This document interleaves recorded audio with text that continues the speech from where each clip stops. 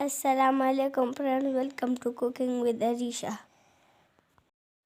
आज हम बना रहे हैं बच्चों के लिए सेहत का खजाना, जिसे बनाकर अपने बच्चों को करें खुश।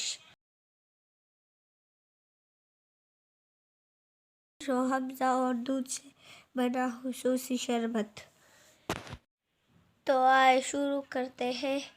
इसके लिए हम लेंगे दूध आधा लीटर, शुगर 4 चम्मच, रूह अफ़ज़ा हस्ब ज़ायक़ा। दूध कर उबाल कर ठंडा करें, चीनी मिलाकर अच्छी तरह मिक्स करें।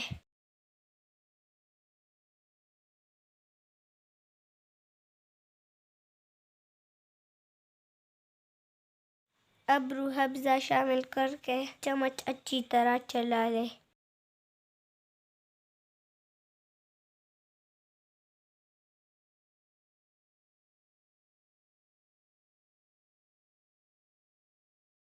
मज़ेदार दूध और रूह अफ़ज़ा का शरबत तैयार है। अरे यम्मी! अगर आपको हमारी वीडियो पसंद आई तो चैनल को लाइक और सब्सक्राइब करें। शुक्रिया।